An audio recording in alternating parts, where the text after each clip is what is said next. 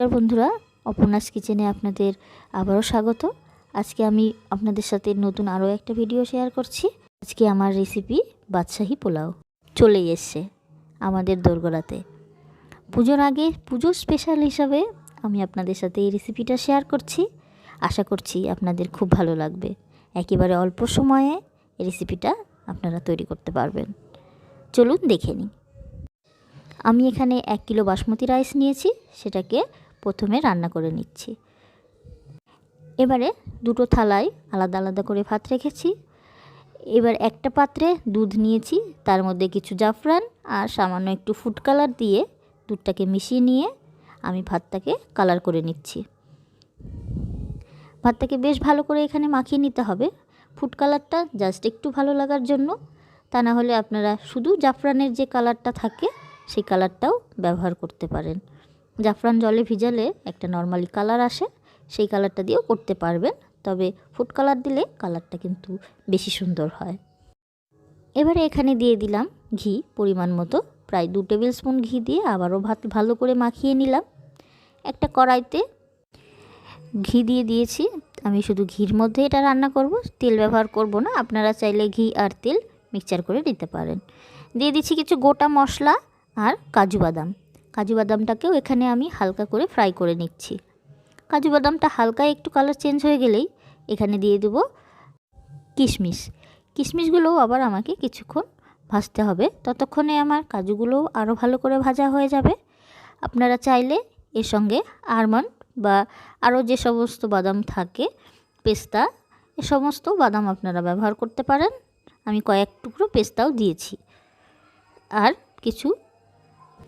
এবারে এটাকে একেবারে লো ফ্লেমে কিছুক্ষণ আমি ভেজে নেব।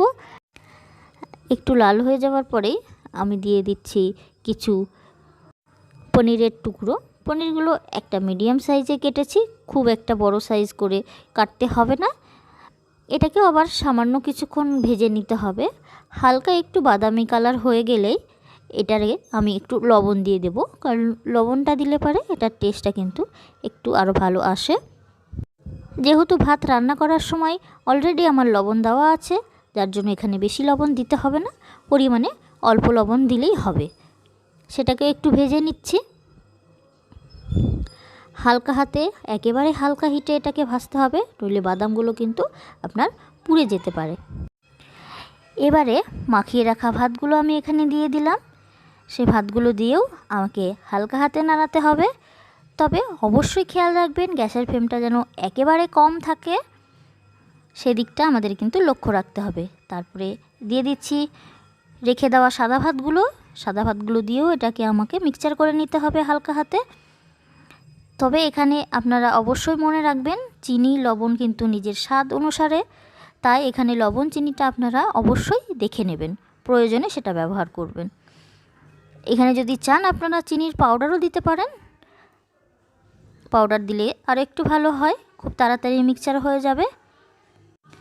আমার এই ঝটপট রেসিপিটা আপনাদের কেমন লাগছে অবশ্যই জানাবেন, আর অবশ্যই বাড়িতে ট্রাই করবেন। যেহেতু আমার ঘি অলরেডি দেওয়া আছে, তার জন্য এখানে বেশি ঘি দিতে হবে না, সামান্য অল্প পরিমাণে ঘি দিয়ে দিচ্ছি। নতুন বন্ধু হয়ে থাকলে আমার চ্যানেলটাকে অবশ্যই সাবস্ক্রাইব করবেন, আরও বেশি বেশি করে বন্ধুদের সাথে শেয়ার করবেন। আমার নতুন নতুন ভিডিও পাওয়ার জন্য আমার সঙ্গে থাকুন, আমার চ্যানেলের সঙ্গে থাকুন, আর আমার পেজটাকে ফলো করুন। বেশিক্ষণ আমাকে রান্না করতে হবে না, আমার প্রায় হয়ে এসছে। এবারে আমি লাস্ট আমি এখানে দিয়ে দেবো কিছু ফল। কয়েক পিস আপেল আমি এখানে কেটে রেখেছি ছোট ছোট টুকরো করে, আর তার সঙ্গে দিয়ে দেব 1 মুঠো বেদানা। এটা দিয়েও আমাকে হালকা হাতে কিছুক্ষণ নাড়িয়ে নিতে হবে, তাহলেই রেডি হয়ে গেল আমাদের বাদশাহী পোলাও। একেবারে অল্প সময়ে, খুবই কম সময়ে, খুবই কম উপকরণ দিয়ে অসাধারণ খেতে এই রেসিপিটা আপনারা অবশ্যই বাড়িতে ট্রাই করবেন। আর ভালো লেগে থাকলে অবশ্যই আমার চ্যানেলটাকে সাবস্ক্রাইব করবেন, ভিডিওটাকে বেশি বেশি শেয়ার করবেন, আমার ভিডিওটাগুলোকে লাইক করবেন। ধন্যবাদ আপনাদের সবাইকে আমার ভিডিওটা শেষ পর্যন্ত দেখার জন্য। আপনারা ভালো থাকবেন, সুস্থ থাকবেন। আবারও দেখা হবে নতুন কোনো ভিডিও নিয়ে। পুজোর স্পেশাল হিসাবে যদি আপনারা কোনো ভিডিও দেখতে চান, তাহলে অবশ্যই কমেন্ট বক্সে আমাকে কমেন্ট করে জানান। আমি চেষ্টা করব খুব তাড়াতাড়ি সেই ভিডিওগুলো আপনাদেরকে দেখানোর। আমি এর সঙ্গে রেখেছি চিংড়ি মালাইকারি। চিংড়ি মালাইকারি রেসিপি যদি আপনারা দেখতে চান তাহলে অবশ্যই আমাকে জানান, আমি খুব তাড়াতাড়ি সেই ভিডিওটাও আপনাদের সাথে শেয়ার করব। এটার সঙ্গে আপনারা মাটন কষাও রাখতে পারেন।